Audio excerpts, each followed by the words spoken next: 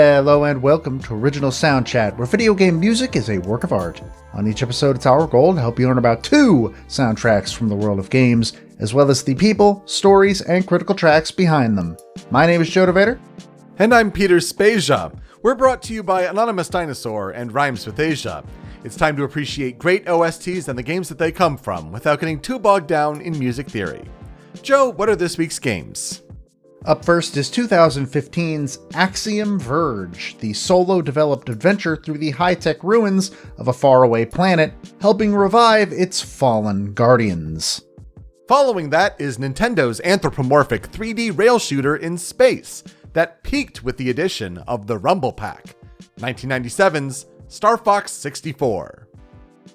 Big head mode, baby! A weirdly easy theme this week, from the Rusalki in my game to Andross. Different purposes in our games, certainly, but big heads nonetheless. They're here. Oh boy. I'm kind of excited to see how these turn out, because an indie game and a Nintendo game of kind of similar settings, I guess not tones. Axiom Verge is a lot more unhappy than Star Fox, even though Star Fox is about warfare. But yeah, interesting pairing. It should certainly be interesting. But we also have a bunch of news to get through, so we're going to breeze through that. But first, Joe, how are you doing? What are you playing? Well, last week I talked about how I had played a bunch of Steam demos and still had a few left. I played the demo of My Friendly Neighborhood. It is Resident Evil, but what if the zombies were Muppets? It's great. I can't wait for that game to come out. Oh my god, it was so fun. But other than that, I finished the Pokédex in Pokemon Legends Arceus. Everything's at level 10. I got all the unknown, and now the card has been removed from my Switch so that I don't start trying to get the perfect shiny thing, because that sounds like a pain in the ass. And I played Castlevania Aria of Sorrow. It's fine. It's a good game, I guess. So I didn't complete the Pokédex to level 10 on every entry. I think I maybe did like 90 or so of those entries, but I did complete the Pokédex as far as seeing and catching every Pokemon and then unlocking that final confrontation. Everyone's out here playing Elden Ring, but we're just here taking on the true final boss of Pokemon Legends Arceus and saying, you know what, it's okay to have that continue battle option there. Yeah, it sure is. I really want to play Elden Ring, though. It's sitting in my Xbox. Just haven't gotten to it. Life's crazy. We're less than a month from moving. That's nuts. Wow. Yeah, same here. It's a lot. Just like our composer follow-up news for this week, let's breeze through some of these stories as we talk about so many composers throughout the course of this show's history. And are they still doing great things? Or how are the games that we've talked about? Are they being involved in some way? We got to start with the big headline, though, of Epic Games buying Bandcamp. There hasn't really been too much about this story since that Megaton announcement just kind of dropped. Is it going to be a good thing for the industry? Is it just Epic Games trying to put their fingers in the pies of other industries? And they're like, yeah, selling soundtracks like Steam does. Okay, let's try to see if we can maybe do that on the Epic Games Store. Or is it more nefarious? It's just capitalism. At the end of the day is what it is. And I'm worried for people who make an indie living through Bandcamp profits. Yeah, most of the responses that I've seen to this news are composers essentially saying, like, right now, Bandcamp is still the best place to support artists, which it is. If you want to buy, especially like most of the soundtracks we've talked about that aren't AAA games, they're on Bandcamp more often than not. And you should buy them. But there is absolutely no telling where this is going to go. Best case scenario, Epic leaves them pretty much alone outside of doing some improvements to the website that people have been asking for years. But worst case scenario is it's about to become a much worse experience, something closer to Spotify. We talk about Spotify a lot on this show because that's just a very convenient place to find these game soundtracks. But the fact of the matter is, Spotify is bad for music artists. And if Epic points Bandcamp into a direction where it would become more like something like Spotify, that ain't great. So we're really going to have to see where this goes. I'm curious, but also very worried. Following that, hey, they announced Gen 9 of Pokemon. It's Pokemon Scarlet and Violet. It's launching this fall on Nintendo Switch, which I did not expect it to be this year. I expected next year. It takes place in Spain. There's an alligator, chili pepper, and a weed cat, and Donald Duck. All right, I'm down. I'm ready. Yeah, the anime was starting to run its course, so they needed more content. But you know what? Let Game Freak breathe. Honestly, it'll be good to hear more music, but that means we're going to have Legends Arceus and Scarlet and Violet, if it holds to that date, in the same year. That's insane. Yeah, that's a lot. But, hey, it looks prettier than Pokemon Legends Arceus. Let's be real. I guess. I wonder if they'll take some lessons from it, yeah. Yeah, I am looking forward to seeing more about that game overall. Xbox Game Pass continues its impressive 2022 so far. The big highlights for its March 2022 announcements, the big get of Marvel's Guardians of the Galaxy coming to the platform on March 10th. If you missed that last year, go and play it. It's a fun story-based game. Has some neat music in it. Richard Jacques does the score, and then there's an in-universe metal band called Star-Lord. We talked about it, highlighting it as an honorable mention in our Best of 2021 last year. So neat to see that coming to Xbox Game Pass. On the flip side, though, Nier Automata, one of the best game soundtracks of all time, is leaving the service on March 15th. So if you're going to play Nier, it's actually too late. You don't have time to play Nier if you haven't started yet. It's not going to happen. But you should try anyways, I guess. Meanwhile, in things nobody asked for, Amazon Luna continues, or in this case, launches to the public. I didn't realize it wasn't already released. I think people had it like an open beta or something like that, or like a beta was easy to join, but now it's full launch. It's all systems go, I guess. Apparently, you can play Devil May Cry 5 and other games free until March 31st, or alternatively, you could buy them on a system that would download these games. Yeah, for free, that does involve an Amazon Prime subscription. So, a big cost to that, I do suppose. But yeah, do you trust cloud streaming for games? I don't know if the tech is really there and dependable yet. We got some awards headlines. We had the DICE Awards take place.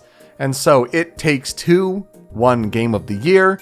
Returnal won both Outstanding Achievement in Original Music Composition and Outstanding Achievement in Audio Design. So a big win for Housemarque there in the audio categories. But yeah, It Takes Two wins the Game Awards, wins DICE as well. And It Takes Two is also up for nomination at the BAFTAs. So BAFTAs announced their nominees. The Game of the Year or Best Game nominees are Deathloop, Forza Horizon 5, Inscription, It Takes Two, Ratchet & Clank Rift Apart, and Returnal. Over in the Best Music category, we have Deathloop, Far Cry 6, Halo Infinite, Psychonauts 2, Ratchet & Clank Rift Apart, and Returnal. Surprising to see Far Cry 6 in there. That's an interesting addition. I kind of forgot that game came out last year. In other news, more indie-based, Yuzo Koshiro has confirmed that he is composing music for Yacht Club's next project, Mina the Hollower, which is a Zelda-like game, I think, as far as I can tell. I think it's like a Link's Awakening Game Boy-inspired one, yeah. Mm-hmm. But I think you have a whip. I think the main character has a whip, so it's kind of Castlevania too, which sounds pretty neat. It's on Kickstarter right now, though I don't understand why it needs to be, but whatever. But Yuzo Koshiro, doing the music. That's good. I love Yuzo Koshiro's work, and I'm looking forward to hearing it. Absolutely. Always good to hear what he's doing. Similarly, Kristen Nigas announced that she actually performed on Horizon Forbidden West's soundtrack. So always good to hear her woodwind work out there in game music. And she and Christopher Madigan made appearances along with Gareth Coker over in England. A few episodes ago, we talked about that music event, that kind of expo that was being put on over in England with the music of Ori and the Will of the Wisp, Ori and the Blind Forest, and Cuphead. And so that seemed to go off. We had a listener who attended and had great things to say. So I am really excited that went off well, and hopefully we get events like that in the United States. I would love that. I didn't realize that Alex Mukala was the MC for that concert, which is really cool. Well, that's excellent. And lastly, Lena Raine is going back to her roots. You may recall when we covered her for her work on Celeste, she had started as a developer on Guild Wars 2 and had sort of just snuck her way into the music part of that game eventually. Well, now she's making another song for Guild Wars 2, or I guess made another song. I don't actually know if it's out yet, but the End of Dragons expansion will feature a new song by Lena Raine. Such a cool sort of a circle, I guess. Yeah, return to the roots. That's always good to see. All right. That's a lot of news, but now we're going to talk about something else. Let's talk about Axiom Verge. Axiom Verge released March 31st, 2015 for PS4 in America, April 20th, 2015 in the PAL regions. It released on PC on May 14th, 2015, PS Vita on April 19th, 2016, Wii U on September 1st, 2016, Xbox One on September 30th, 2016, and most recently, Nintendo Switch on October 5th, 2017. It was developed and published by Thomas Happ Games. That is to say, it is a solo project by developer Thomas Happ. It is a side-scrolling Metroidvania in the vein of games like Metroid, and taking a lot of inspiration also from linear platformers like Bionic Commando. As a reminder, for anybody that does not know, Metroidvania is a type of game where basically you have a big map and you find new abilities or things that give you access to more parts of the map as you go. So this is a game where you have a gun, a big old gun, and you can get different things that this gun can do, or sometimes stuff that genetically alters your main character, and that will allow you to either open new doors or get to ledges you couldn't get to, etc., etc. The story of Axiom Verge: when an accidental explosion in his laboratory knocks him unconscious, the human scientist Trace wakes up in the strange, ruined, high-tech world of Sudra, coming to inside of a strange egg-like device that seems to resurrect him whenever he dies. He is immediately contacted by the being Elsa Nova, who is one of Sudra's giant mechanical guardians known as the Rusalki. Elsa Nova is dying and guides Trace to a weapon known as the Axiom Disruptor and tells him to fight his way to her. Along the way, Trace encounters various monsters who talk about somebody called Atatos, who all attempt to kill him on sight. So the questions are, what has reduced Sudra into this ruined state? How did Trace get here? How can he get back home to Earth? What actually happened to the Rusalki? And who is Atatos? This is where I'll ask Peter, what are your experiences with Axiom Verge? Yeah, I've always heard good things about it, being a Metroidvania, especially the solo developer aspect of it. Just always heard that it was a really well done game, good enough to get a sequel. That's impressive enough. But I have not played it. I don't even think I own it anywhere. It does sound like a game that would be up my alley, though. I do like me some Metroidvanias, but just not one I've put any time towards. I have played so many Metroidvanias this year, like 6 off the top of my head. And this is one of them. This was actually the first one that I finished this year, I'm pretty sure. And it's really good. It's very, very good. I don't think it's as good as, say, Ori and the Blind Forest, which I also played this year.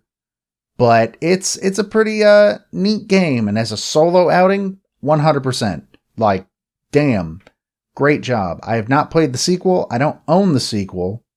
But I will probably at some point in the future play the sequel because it sounds like it's still pretty good.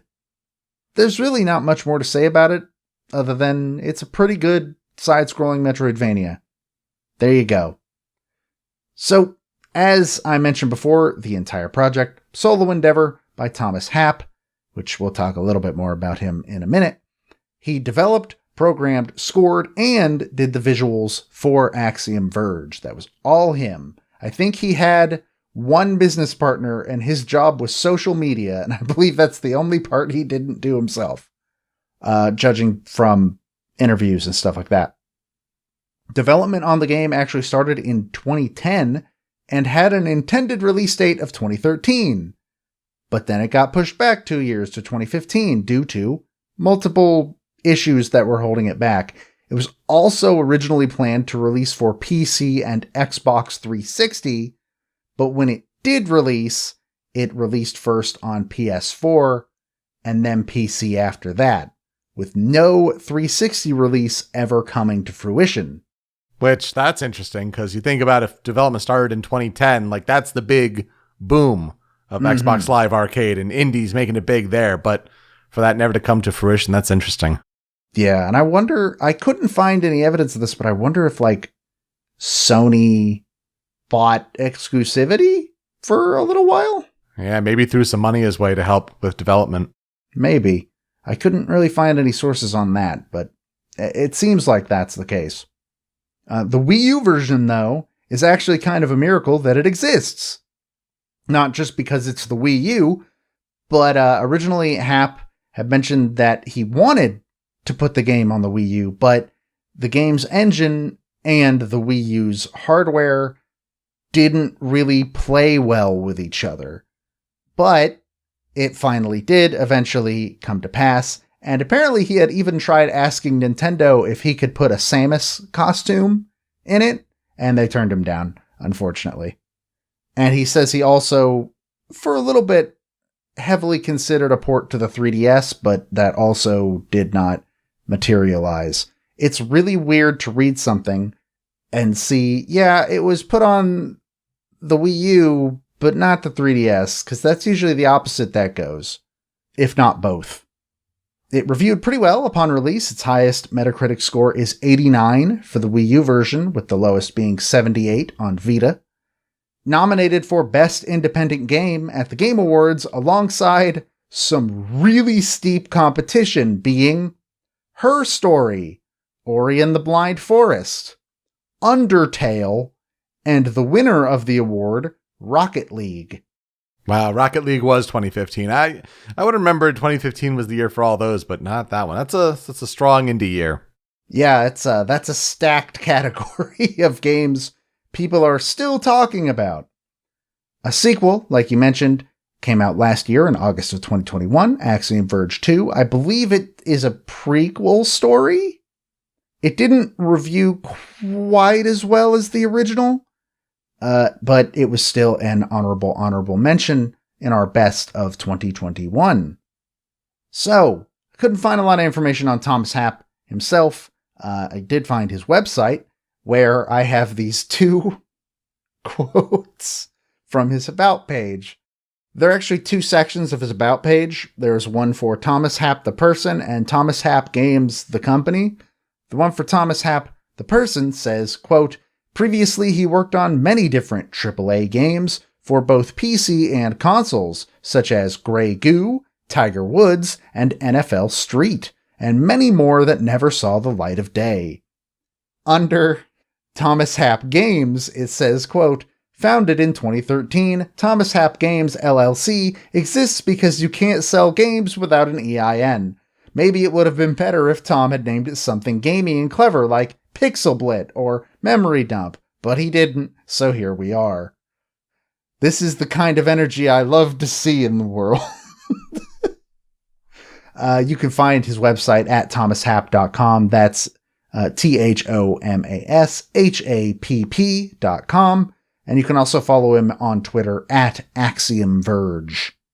And as far as I can tell, his only real forays into game music are Axiom Verge and Axiom Verge 2. Couldn't really find anything else there.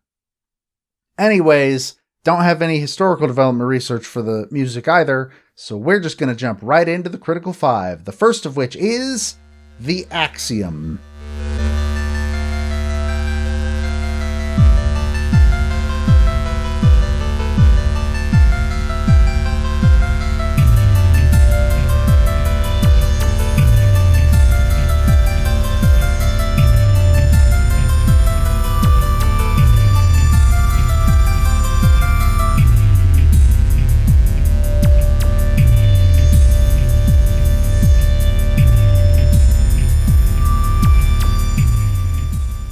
This song plays on the title screen of the game. I think it is a perfect tone setter. It's got this really mysterious, almost sinister feel to it. It kind of perfectly encapsulates the game's overall feeling of walking through a world that is really no longer what it was. And it has this sort of dark feeling that really sort of drives the visuals home in general. So I think this is a great place to start. From what I remember about Thomas Happ and then the lead up and release of Axiom Verge, like he would just go dark for a long time. And then didn't really say too much when the game came out. So, well, part of me is a little surprised that there wasn't much info out there for his process in making the game and all that. If I think back and remember, it's like, oh yeah, it was kind of just like, here's this thing, I made it. All right, maybe I'm making the next one. I don't know. But as far as the music goes, I mean, way to go for, being his initial kind of thrust into that field to compose and create music. And I think you can't go wrong kind of starting at like an 8-bit foundation. But then it's also interesting, not knowing anything about the soundtrack. You would think like, oh, it's the whole thing's going to be in 8-bit and it's easier to work in that way, especially starting out. And your game is inspired by 8 and 16-bit design. Oh, no, those are some instruments that are not inspired by that. Like that, yeah, you get the little bit at the beginning of the piece, especially, but those kind of pulsing bass notes, that is some interesting infusions into that piece. Yeah, there are some very interesting things done with sort of the hybrid, sort of chiptune, sort of modern synth stuff, especially with one of the tracks later on. But before we get to that, let's talk about critical track number 2, Trace Awakens.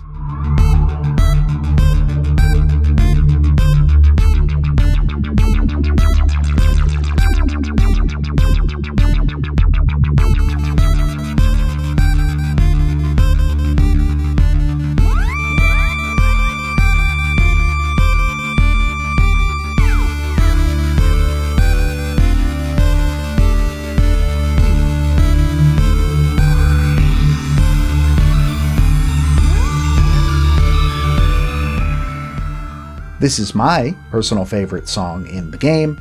It is also the music for the very first area of the game. There's just this really good driving bass drum, like this kick drum, and it's got this really good sense of movement, I think, with just this, I don't even know how to describe it, but it feels determined and also kind of scared, I think. That's the vibe I get from it, which, if you woke up in a weird H.R. Geiger world where giant robots are telepathically talking to you, I would also be afraid. But yeah, I think this song is the perfect introduction to gameplay in Axiom Verge. It's so good.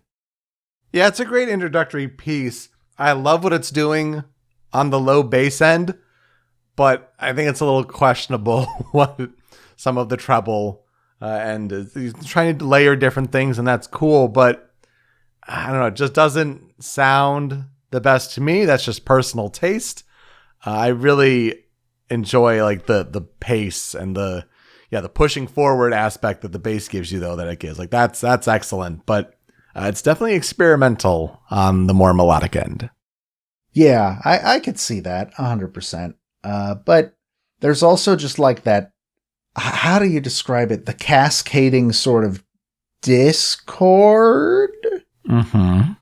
We talk about it a lot when it's like, oh man, this always is the sound it makes when bugs are involved.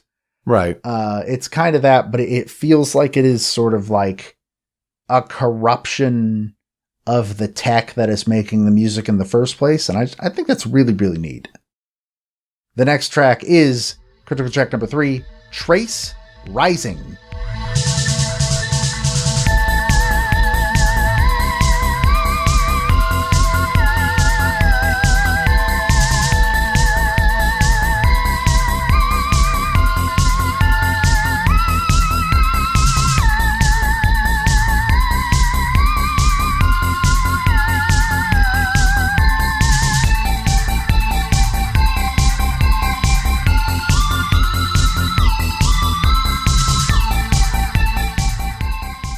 This is one of the boss themes, usually against one of Atato's monsters. Actually, thinking back, I don't think there's any boss that's not.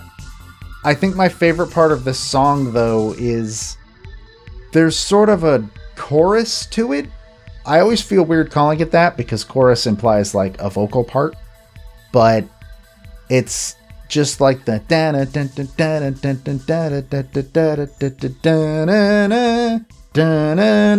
I really like that part. It's really fun to listen to. This is more of that sort of fusion of there's a lot of chiptune elements in here, but it's also just a lot of more modern synths, and it does feel like sort of like a cool boss fight. I like it. I dig this one too. Yeah, it feels like almost like 80s movie inspired, or at least like a kind of synthwave sort of thing. Neat instruments going on here, and we're starting to kind of step away from our instruments that we're used to hearing in 8 and 16-bit games, but there's definitely more freedom here and kind of more license to play with different sounds, and I like where this is going. Well, speaking of things you probably didn't expect to hear from a soundtrack like this, let's talk about Critical Track number 4, Inexorable.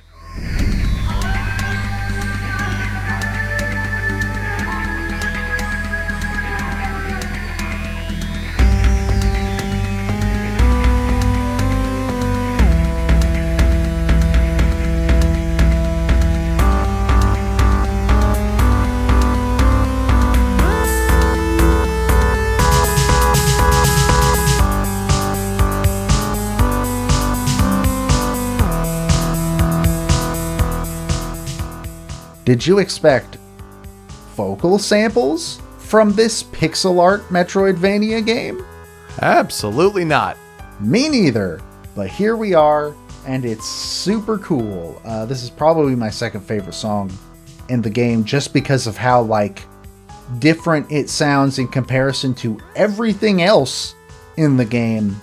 And even when I was still in the early stages of planning out this Critical 5, this was one that was on there from the start, because it's just interesting and it's really good, and I really, really dig it.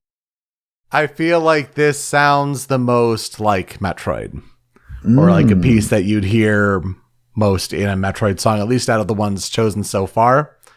I kind of got like some maybe Hotline Miami vibes before, but this one, the vocal sample, you're right, is a totally off the wall, interesting inclusion that totally works. And I really appreciate that. But like the vibe it's kind of setting up and like the mysterious environment, I feel like that's Metroid to me, at least. Yeah, I could see that. Though, have there been a lot of Metroid songs with vocal samples? I don't think so, but I mean, that aside, I think it's like Metroid with vocals, if anything, yeah. And lastly, on the Critical 5, we have critical track number 5, Trace Reborn.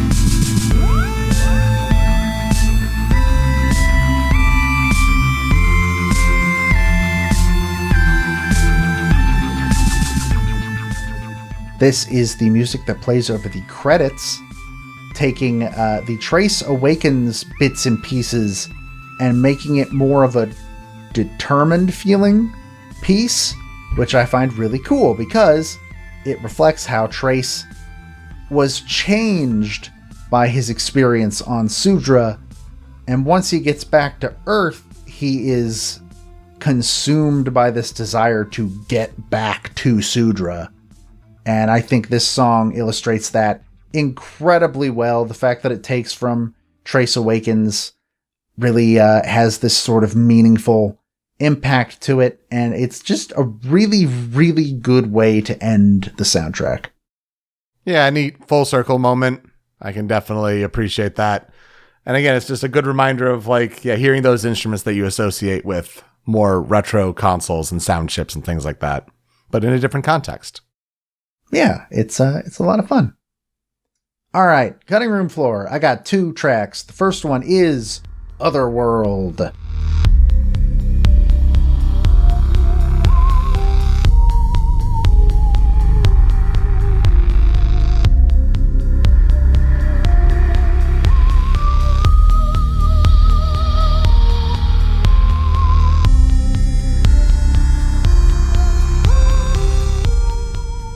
No, we're not talking about the Final Fantasy X metal song that plays in the final boss.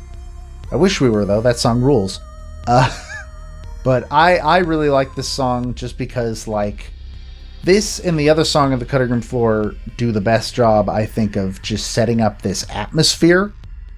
Because this one is just these rising synths, but then this really tense bass drum part that just does not relent at any point.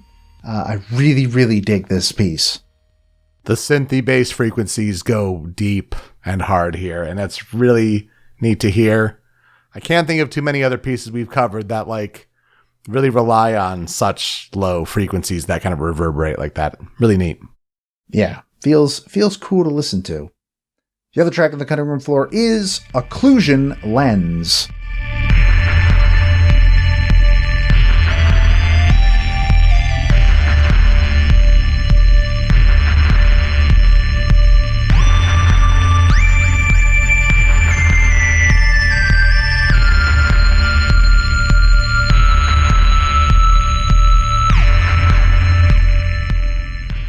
Like I said about the other one, I just really like how well this one does at setting up the sort of atmosphere of Sudra. You got these overbearing bass synths again, and I don't know, it works out really, really powerfully and sort of just helps add to the insanely broken down reality of Sudra in a great way. Visuals of the game aside, if you're talking about it's a science fiction Metroidvania, I feel like these couple tracks here represent that vibe the best, and it's good to hear that that's well represented. Of course, in the Critical 5, really nice to hear the range of what goes on in the soundtrack, and that's definitely what we like to always try to highlight. But these, I feel play a little more true to form when you're talking about what kind of game Axiom Verge is. Mm-hmm. These are more in line with the tone, but I think the stuff that's in the Critical 5 are better songs overall. So that's just sort of how it panned out, honestly. So what will I never forget about the game? It's a pretty good game. I don't think I'll ever be in a hurry to go play it again, but I had a good time with it. It was about a week or so of my time playing it just before bed for an hour or two every night. And yeah, it was interesting. All right, before we get into the other game, for our transition, we like to highlight a fan cover or fan remix to, sort of give a shout out to how the fan base has taken this music and transformed it themselves. I was able to find a remix of Trace Awakens being called Not a Trace by YouTuber Hexrae, that's Hexrae. So please enjoy that. We will be right back.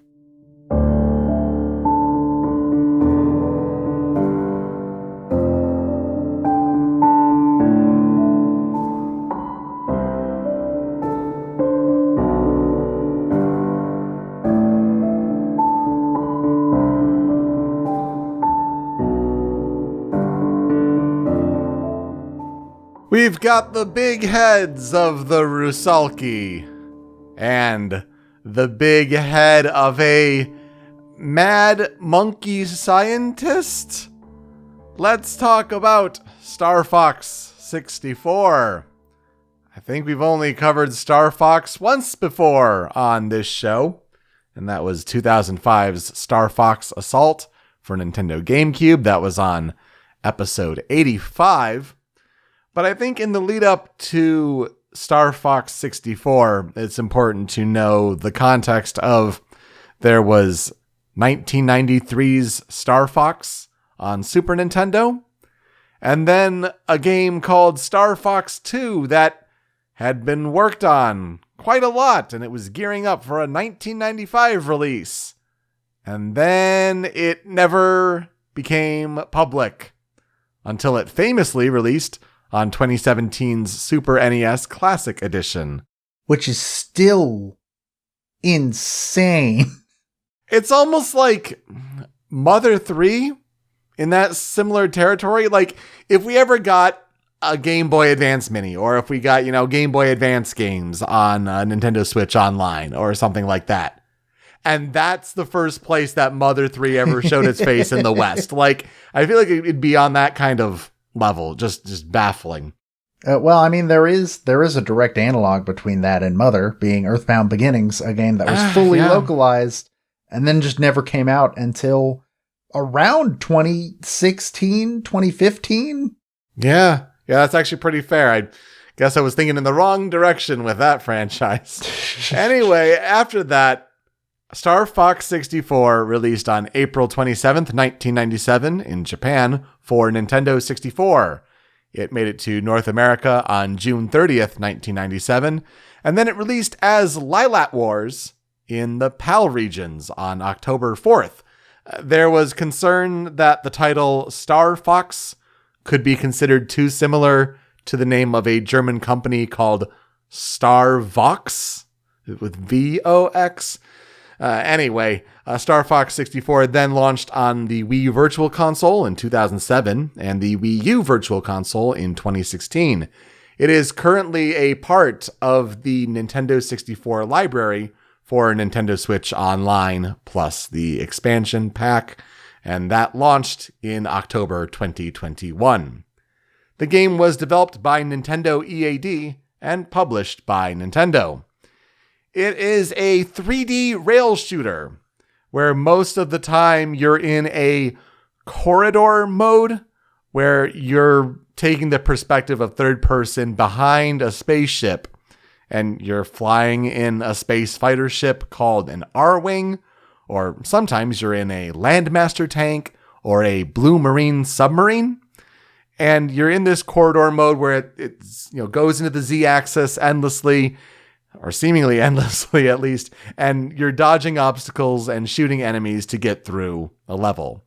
There's also an all-range mode that is used for free-flying against bosses in like a 3D bubble space.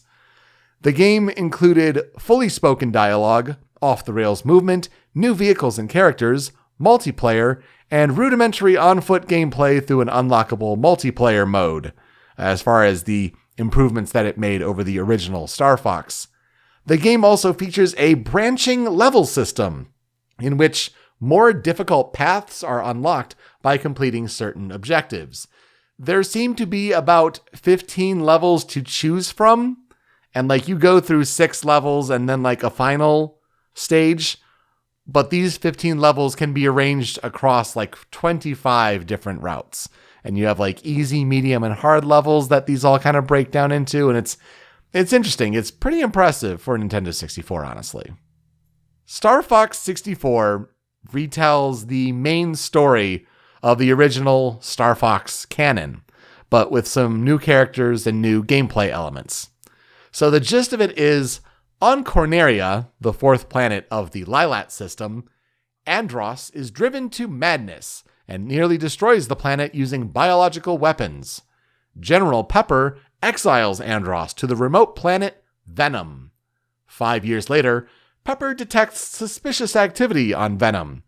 Pepper hires the Star Fox team, which includes James McCloud, Peppy Hare, and Pigma Dengar, to investigate. After Pigma betrays the team and Andross captures James, Peppy escapes from Venom and informs James's son, Fox, about his fate. 5 years later, Andross launches an attack across the Lilat system.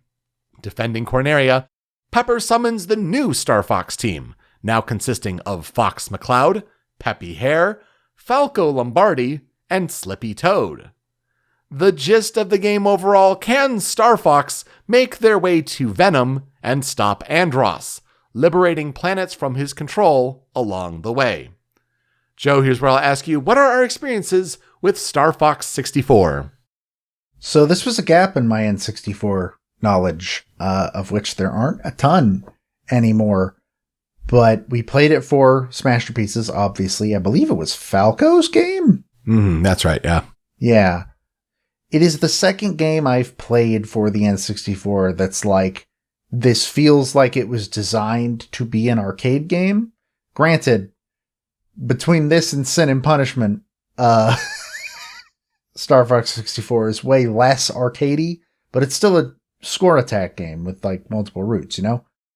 I did not have the best time with it because at the time we played it for Smash Pieces, I was playing it on the Wii U Virtual Console, and the Pro Controller for the Wii U isn't good for N64 games, especially when there's stuff like Star Fox where you have to do like combined inputs to turn around or do the barrel roll or do a loop.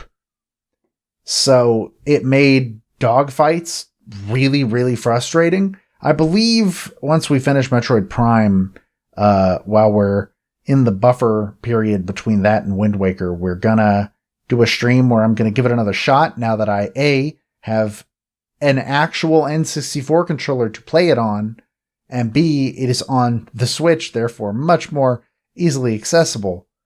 I'm looking forward to giving that a shot, but we will have to see. I got one of the endings. I didn't get the other one because I could not beat Star Wolf, no matter how hard I tried. Yeah, I was going to ask if you had it on the expansion pack for Nintendo Switch Online and if you were going to give it another shot. I know you had the Nintendo 64 controller, so I guess that makes sense. But that should be interesting. Definitely tune into that on Nintendo World Report on Twitch soon. So my experience with the game, despite being old enough to remember this game being on Nintendo 64 and remembering kids bringing their N64s to band camp and, you know, Star Fox 64 multiplayer nights and things like that. I remember that.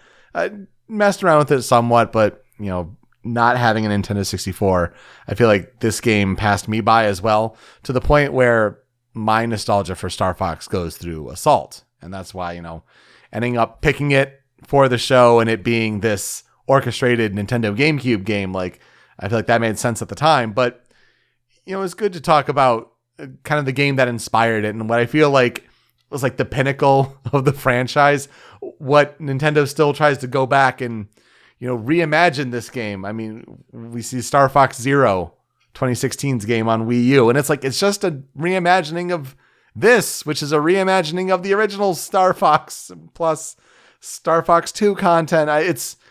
It's interesting. I've tried to play it. I got as far as like this tunnel level near Venom, so pretty close to the end of the game, but like I didn't even get to like Venom proper itself the one time I tried to actually make a good run at it. So a game that is outside of my knowledge base, certainly, in Nintendo game history. So as a result, it was interesting to learn about the development for Star Fox 64. And we have to kind of go back to what happened with Star Fox 2.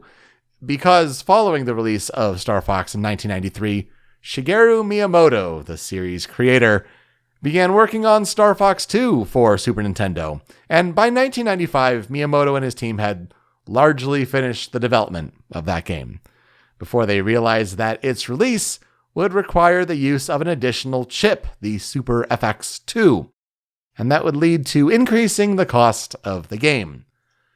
Also, at the time, you had game console competition like Sega Saturn and PlayStation, and they were really starting to push 3D graphic technology, not only stronger power, but better graphics, and it really dwarfed the older Super Nintendo at the time, which you say older, and it was like, no, that's like 4 years old, 4 or 5 years old. Like that's kind of crazy.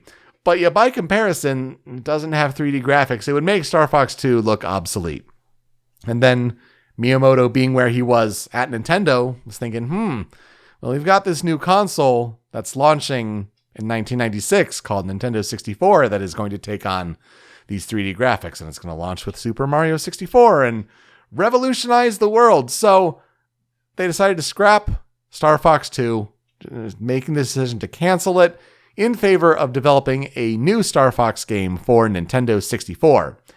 Miyamoto would break it down and say that like roughly 30% of Star Fox 64's gameplay came from the original game, roughly 60% of it came from the canceled sequel, and the remaining 10% was original work done during the development of Star Fox 64. In fact, the tank and submarine levels were a new aspect of the game. Miyamoto wanted a more human-type craft to be included. It wasn't a popular decision with his team, but he made the call. And also, more submarine levels were planned, but they realized while playing at least the main one that it was just too slow. Sure is. And it would really just slow down the pace of the game, so they cut those extra ones. Thank God. The team really worked to focus on animating characters' lip flaps, especially matching with their voice-acted dialogue. Not only did this reduce the amount of animation work overall, it was also inspired by the way puppets appear to talk, as Shigeru Miyamoto was a fan of the British puppet-based show Thunderbirds, which is a big inspiration for Star Fox overall. It was the very first Nintendo 64 game to feature support for the system's Rumble Pack peripheral. Yes, controllers didn't just have built-in vibration by default. You needed to buy the Rumble Pack on Nintendo 64, and it initially came bundled with retail copies of the game. It was also a big push where they'd send video tapes out to Nintendo Power subscribers, and it'd have this commercial of oh man, Sega and Atari employees stumbling across this game. What is this? Star Fox 64. What's this Rumble Pack? And it's like this whole video that is kind of, I think, lasted the test of time. I'm sure you could find it on YouTube, but it was a big marketing push to get this Rumble Pack out to Nintendo 64 owners. And Miyamoto stated that the development team actually struggled to utilize the Rumble Pack in a way that players would understand, noting that during development, players were often confused as to why their control was rumbling. I feel like that would be an interesting thing to try to implement into the game industry as a first time, whether you have never felt a controller rumble in the first place, or if that's just a glitch and it's just misfiring. Beautiful. Absolutely beautiful. Yeah, it's super funny to look back at the idea that people were confused by that for a while, considering the fact that, like you alluded to, every controller does that now. It's just built in now. Yeah, and you're getting even more detailed haptic feedback in Nintendo Switch's Joy-Cons and in the DualSense controller on PlayStation 5. We're taking the technology to the next step. It's wild.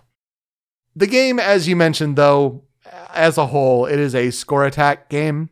And so it's a short game, but you need to play it over and over, play it more, and have interesting elements like that branched level sort of system with the map. Also, you get rewards that you can, unlock medals and have that go to unlockables, especially in the multiplayer mode. And it was with those medals that really added the replay challenge to the game.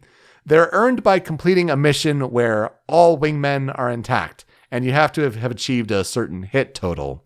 So you can use these medals to unlock the bonus features like new multiplayer vehicles, cosmetic changes to Fox in single player, and additional game settings such as expert mode. The game reviewed very well. Star Fox 64 has a Metacritic review average of 88 and a game rankings aggregate of 89%. Critics praised the level branching system, the replay value, the precise analog control on a Nintendo 64 controller, of course, the boss designs, the Rumble Pack implementation, the amount of voice acting for a game that's on a cartridge, as well as its cinematic cutscenes. The biggest criticism overall seemed to be the similarity to Star Fox, the fact that it was still, for all intents and purposes, pretty much on rails. The game sold really well, though. In the first 5 days of the game's US launch, more than 300,000 copies were sold, surpassing the record previously held by Mario Kart 64 and Super Mario 64. It sold above 1 million units in the United States by the end of 1997, which made it only one of 5 Nintendo 64 games to do so. At the end of the system's life, it is the 9th best-selling Nintendo 64 game, with an estimated more than 4 million copies sold. Game awards were different at the time, so found something that it was Electronic Gaming Monthly's Shooter of the Year at their 1997 Editor's Choice Awards. I found that interesting because GoldenEye 007 also came out in 1997, and you'd think of that as a more prominent shooter, I suppose. Star Fox 64 is listed as the 45th greatest game of all time by Guinness World Records Gamers Edition that released in 2009. So yeah, plenty of games released since then. Star Fox 64, a good Nintendo 64 game. I don't know how well it really holds up over time, though. From there, the legacy of Star Fox, you'd have Star Fox Adventures in 2002, which would try to make the game a Legend of Zelda-like. There was Star Fox Assault that we mentioned, that released in 2005 on Nintendo GameCube. There was Star Fox Command on Nintendo DS in 2006, and Star Fox Zero in 2016, along with those spin-offs like Project Guard and Project Giant Robot.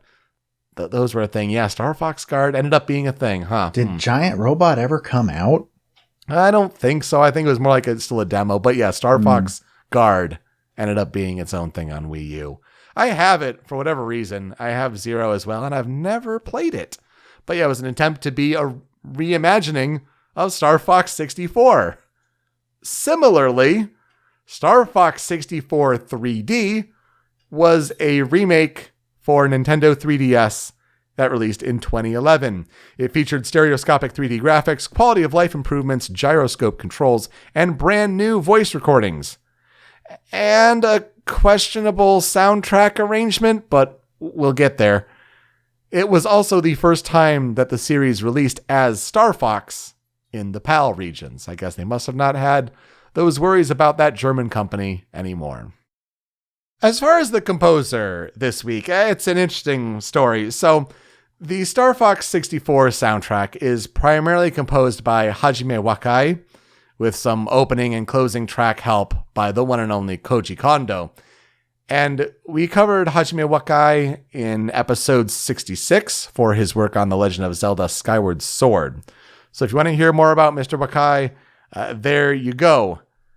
But then we go to Star Fox 64 3D, and there you have composer Satomi Terui. Not much information out there about Satomi Terui. Like, one of the only places I could go left on this, I guess you could do like a mixing supervisor and all that. I thought I was going to find more about Miss Terui. No.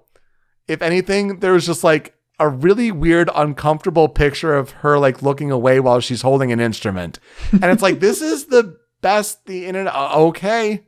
That's Satomi Terui. Like, not even any, birth or blood type information. Thanks, Japan. So who knows if she's even still at Nintendo, because her discography is shockingly brief.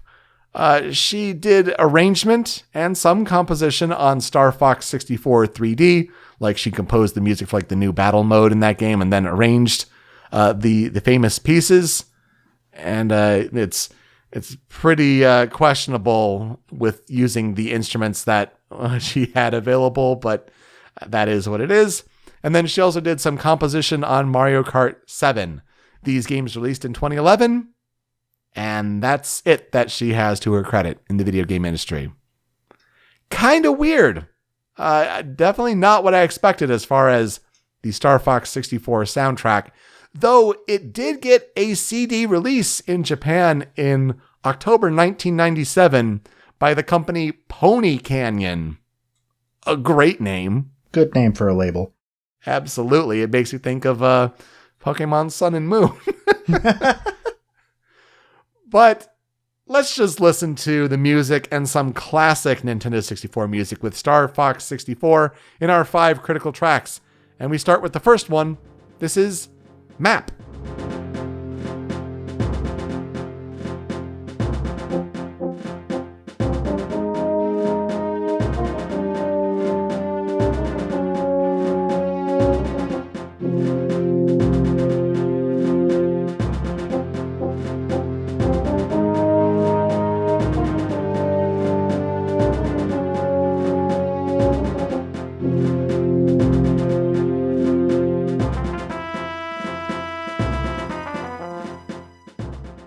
As you might expect, this plays on the map screen. And for a game that has such a branching path to its story, the map screen's pretty important. And so you'll be hearing this one quite a lot as you go back to it. I really like the sound of this one, how you kind of have like the simple brass fanfare in the background that's really subdued, really quieted. And then you have these horns, again, Nintendo 64 MIDI horns, they only can do so much, but they're pretty decent, especially in this piece where it's really just calm and chill, but you kind of add more layers to it as like the tension is building in the Star Fox 64 story. And I don't know, it's a neat piece to go back to, as you're going to have these big action bombastic pieces during the levels, but as like a kind of home base, it's a good one to come back to. It fits very well with the idea of a war room. Mm-hmm. And a strategy meeting before the actual battle takes place. So that's why it stands out to me. And honestly, that's about all I can say. It's very, very good, and like you mentioned, a great break from the usually more hectic mission music, essentially. What would one of those mission pieces sound like? Let's get to the one that everyone is going to hear on their route in Star Fox 64. This would be Corneria.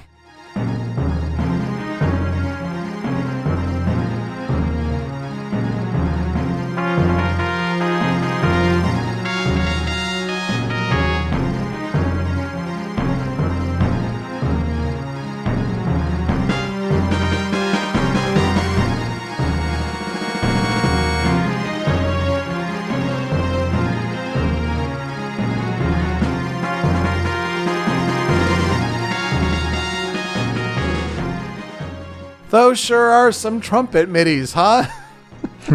They sure are. I mean, at the beginning of the piece, we don't have it in the clip, but like it kind of sounds like pretty basic with just this little trumpet and then snare drum kind of going. It's like, oh, they're trying on Nintendo 64. But at least when it gets picked up here more in the clip, you're kind of getting the more melody with the da da da da da da da da, and like that's definitely what I remember, especially when. Some of these pieces, it would make sense that they're being reused in Star Fox Assault with the full orchestra that they were able to pull together for Nintendo GameCube. So yeah, it makes sense that for the Corneria level. If you're back on Corneria, let's use the same level music. Though when that level was later in Star Fox Assault, it doesn't have the same importance as this piece, as all of those 25 routes start with Corneria. And so you're going to hear this no matter what. It's an important piece to start out your run, and just an important piece for the game overall. Yeah, I think that basically sums it up. Everybody's going to hear this song regardless. I think the original Corneria is a bit better from the original Star Fox on SNES. Mainly because I think that it also gets better sound remixes and stuff like Smash. Oh yeah, the original Corneria on Star Fox, you're right. Dun, dun, dun, dun, dun. Yeah. That's such a good piece that gets you right into it. But I feel like this at least captures it's the home base of what's good in the Lilat system. It's, the Lilat army with General Pepper and a more militaristic march sort of feel. I feel like that kind of reflects that better, but you're right. As far as the hype level goes, nothing's going to beat the original Star Fox. We could eventually go back to them. That game has a different composer altogether. So you know what? If we're feeling lucky in some time, we want to go back to the original Star Fox, that would be a good inclusion there for sure. Maybe when Nintendo makes another one. Let's get to number 3 on the 5 critical tracks for Star Fox 64, and this one is Meteo.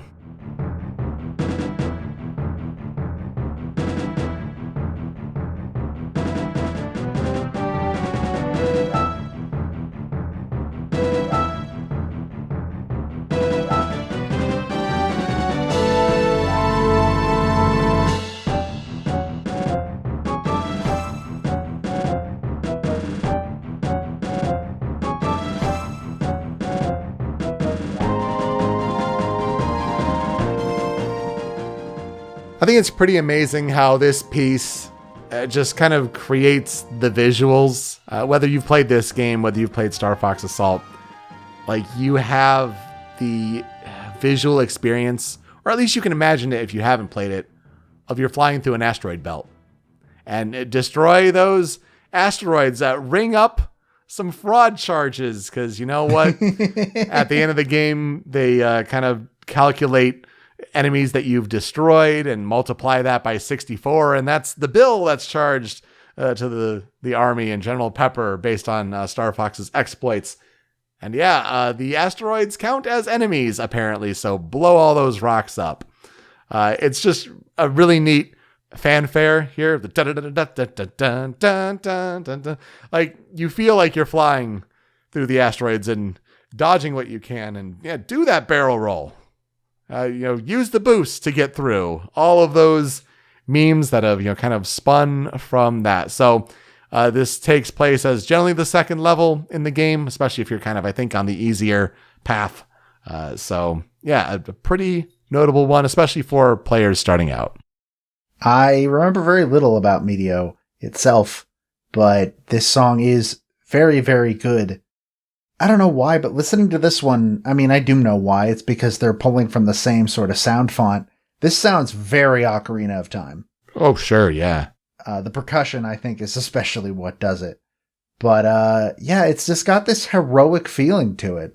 And it's really, really cool. And honestly, this is, I think, among probably my favorite songs in the game, though I don't think it is my favorite. Yeah, I'd say hold your horses there. These last two are pretty good ones. Number 4 here on the Critical 5 for Star Fox 64 is Area 6.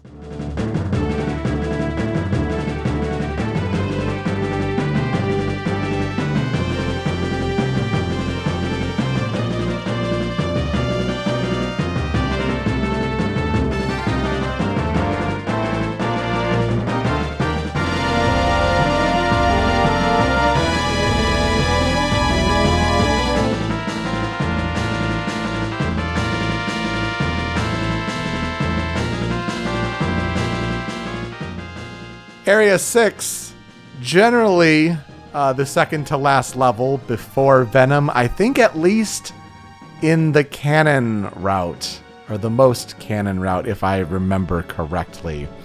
And it's a great piece and a great inclusion for that kind of last step before the homeworld of Andross and all that, because this piece, I think, is the best orchestrated of the whole soundtrack.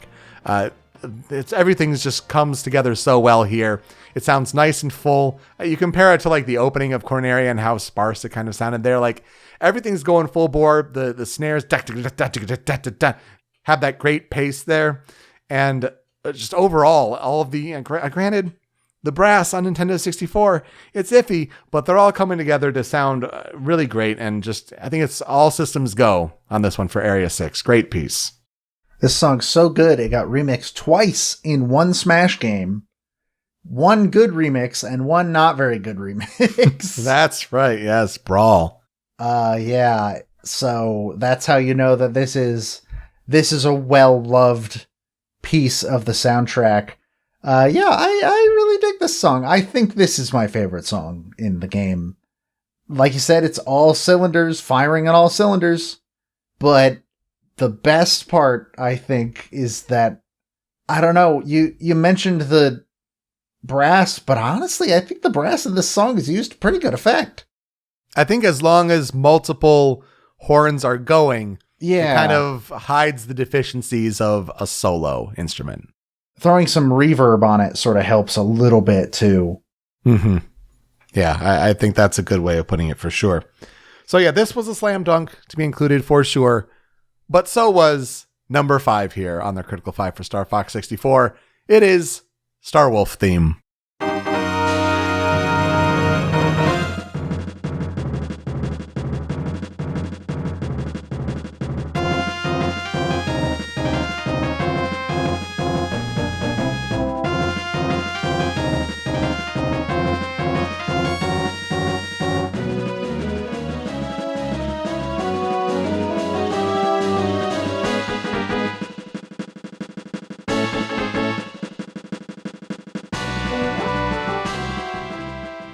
Yes, the rival team to Star Fox, Star Wolf, consists of Wolf O'Donnell, Leon Powalski, Pigma Dengar, and Andrew Oikeni.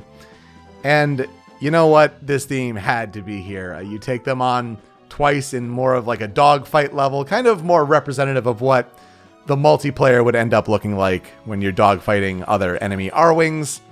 And just a great theme to be used. Of course, it's been said on more than one podcast, we'll bring it up, we'll say it again, it frequently gets compared to its inclusion in Star Fox Assault, which takes a more slower, grandiose pace that kind of has to represent a full level instead of just like a quick dogfight. So yeah, the pace is totally different, but also the instrument quality is different. And I feel like when you hear people compare the two, like that's the difference.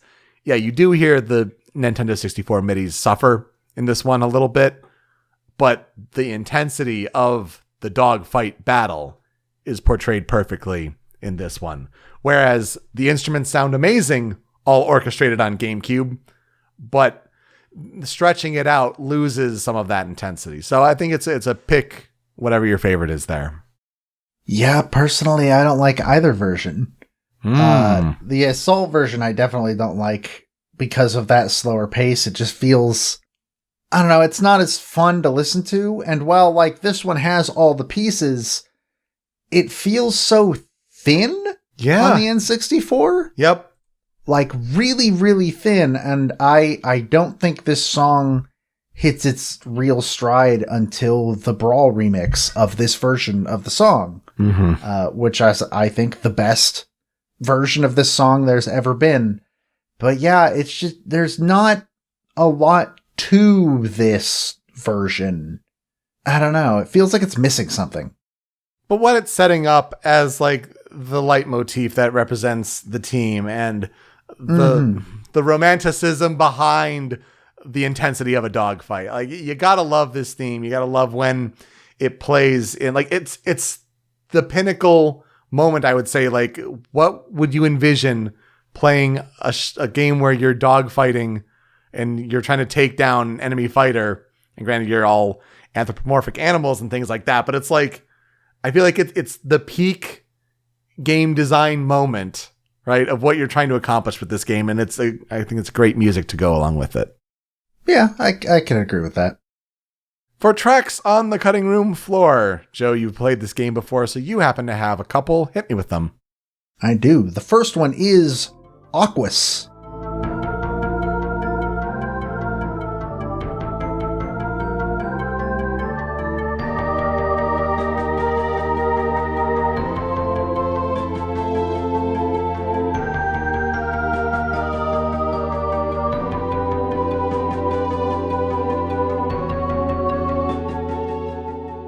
Remember when we talked about how there was a submarine level and it sucks? At least the music is good. This is where it plays. I really, really like this piece because it's very low key, which is a weird change of pace for this game, honestly. But it also, having just played a bunch of Castlevania games, this song sounds kind of modern Castlevania-y, if that makes sense. But for the most part, this is just a nice, neat piece with a different tone than the rest of the soundtrack. The synth instrument that's playing in the left channel, or at least primarily in the left channel, definitely gives it that underwater vibe. And you definitely appreciate that while the strings kind of try to push through in the right channel. It's neat panning on this one. Yeah, that neat little vocal MIDI, which are usually hit and miss, but this one's a pretty big hit. I like it. Following that, the other song I have on the cutting room floor is Sonus.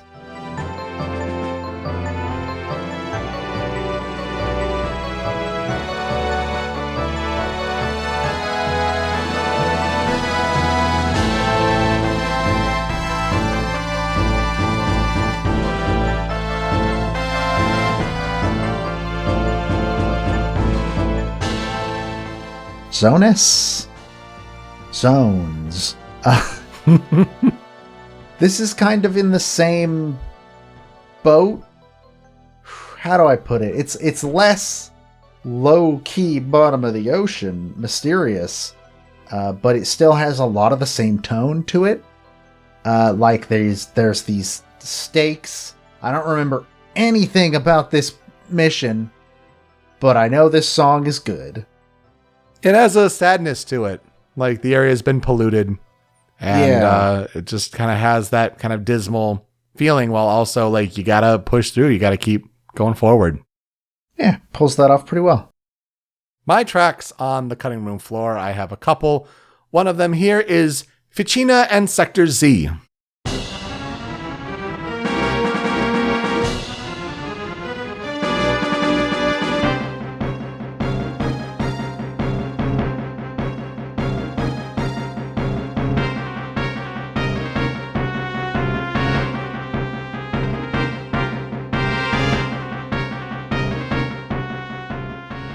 How did I fail to mention that all of these tracks composed by Hajime Wakai except for the map theme, which is one of Koji Kondo's doings. And I feel like Hajime Wakai was inspired by the work of, let's say, John Williams.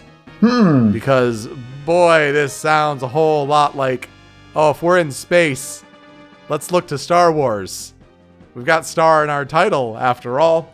And what better media to look to for a possible musical inspiration than Star Wars? So it definitely has that sort of bombast of, space conflict. And I feel like that is paralleled rather well here. Of course, this would be reused in Star Fox Assault as Ficina break through the ice field, which doesn't work as well when you're a Landmaster tank and you're in a blizzard and you're trying to destroy these Aperoid towers. I feel like it's more fitting to be flying through space on an R-Wing, but you know what? This piece stands out for its sound. This is another one of my favorite songs in the game, honestly, though I agree it's less fitting where it's used in Assault. I think the Assault version's better. Oh yeah, it sounds great, yeah. Yeah, this song translates into orchestration really, really well.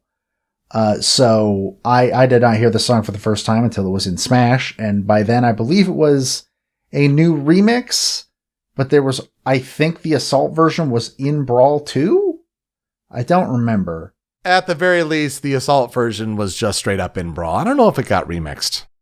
Maybe not. But yeah, it's just a really, really neat song. Though, yeah, it fits a lot better in a flying through space battle than a blizzard in a tank. Absolutely. And the other one on the cutting room floor for me, we have to mention the multiplayer component, right? So this is Versus.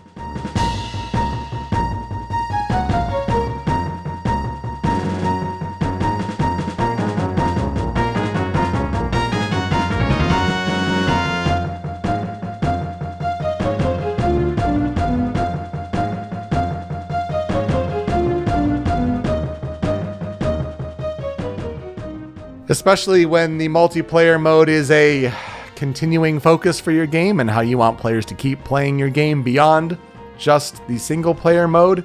When you want people to be so good at the single player mode that they are unlocking medals to unlock things in the multiplayer mode, your main battle theme in Versus, especially for dogfights with friends in R-Wings, better be some great stuff. And I feel like this is one of those tracks that it's like, if you told me, what's the Versus theme in Star Fox 64? I'm like, I don't know off the top of my head. And then you play this, I'm like, oh, you mean it's one of the most well-known Star Fox themes overall? So I feel like you've heard this one before. If you're a Nintendo game music fan, you just may not have necessarily known where to peg it.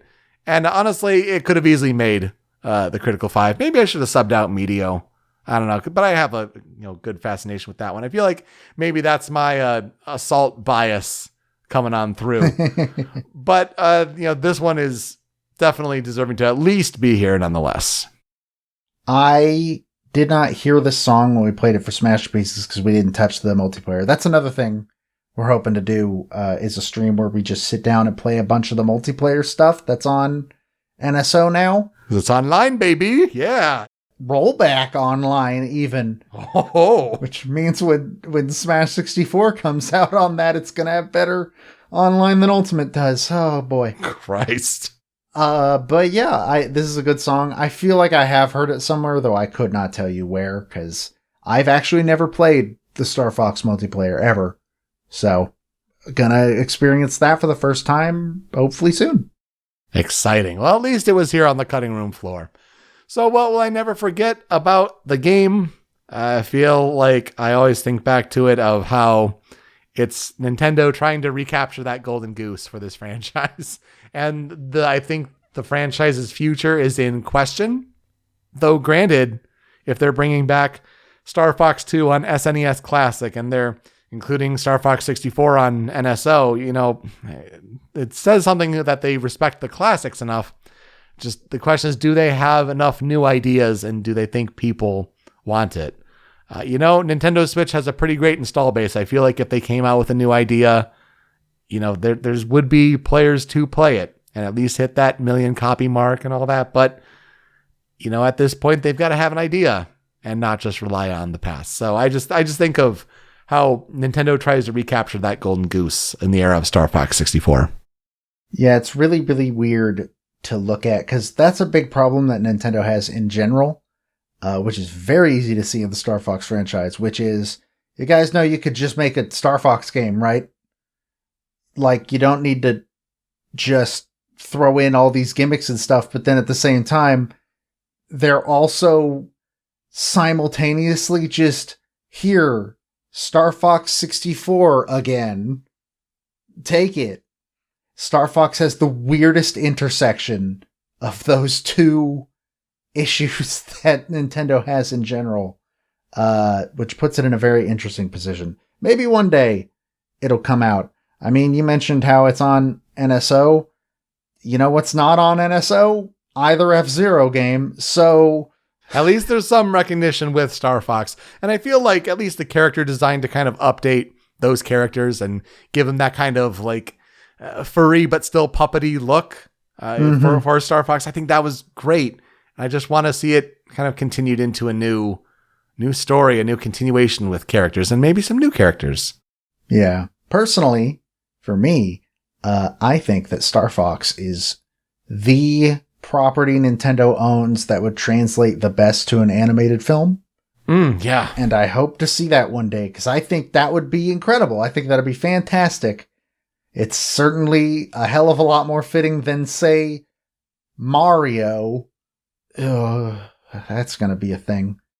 I think I'm more interested in Star Fox's world than I am in its games. But, I mean, we still have 2 to play on Smasterpieces, so who knows? You mean its world and its canon? How apparently it's so bleak that they have their legs amputated so that the blood doesn't rush away from their head? That's a hell of a trivia fact. Hasn't that been retconned since? Oh, probably. Yeah, it's too morbid. But I don't know, you look at that cover art and they sure look like they have metal legs. Also, how did I not mention the crossover with Starlink Battle for Atlas, that Ubisoft game? Oh, right. That did happen. That's like a continuation of like using the property. Like there's some life, but you just got to use it right. Anyway, it's Big Heads Week. Whether it's Axiom Verge, whether it's Star Fox 64, that's a pretty good theming of 2 games together. And that will do it for us this week on Original Soundchat. You can find me on Twitter at PeteSpeakeasy. Joe's over at StringPixel. The video version of the show is on the Rhymes with Asia YouTube channel, but it's that MP3 podcast version that you want, and that's hosted by Anonymous Dinosaur at anondino.squarespace.com. That's where Joe's other podcast, Smasherpieces, is hosted. Check out the Smasherpieces episode for Star Fox 64, and also, we got Metroid Prime coming up in the near future, so that's exciting. So check out Smasherpieces and Original Soundchat wherever you get your podcasts. Apple Podcasts, Google Podcasts, even on Spotify, where we have a feed of podcast episodes, but we also have a Spotify playlist. If we talk about a video game track on this show, and it's on Spotify, it gets added to this monster playlist. Joe, what's being added this week? Well, Axiom Verge is on Spotify, so that's pretty cool. Remember when we did Mario 64 and I was like, it's on Spotify, but nobody knows if it's like Nintendo? Yeah. It seems to be somebody who went and found the original MIDI instruments and remade all of the Mario 64 soundtrack. And this same person also did that for the Star Fox soundtrack. So I guess that's on Spotify? We'll take it in lieu of Nintendo being just terrible with digital music streaming, so that works. When you're done listening, you can find the show on social media at Soundchat OST. Leave some feedback for us. How are we doing with these episodes? Also, what games should we cover in the future? It's one of our big pushes for 2022. All right, Joe, who are we talking about next week? I will be talking about Emiko Shiratori. I will be talking about Kelly Bailey. All right, to play us out, there are definitely a bunch of covers of Star Fox 64 songs out there. And I was tempted to go with one from Toxic X Eternity, because that's just a great metal covers that he does. But then I found L'Orchestre de Jeux Vidéo, and they go by OJV. And this is an orchestra of video game music enthusiasts that just play in an orchestra hall. So here's this orchestra that plays video game music doing a Star Fox 64 medley. Hope you enjoyed that. Thanks so much for listening this week on Original Soundchat. We'll see you next time. Take care.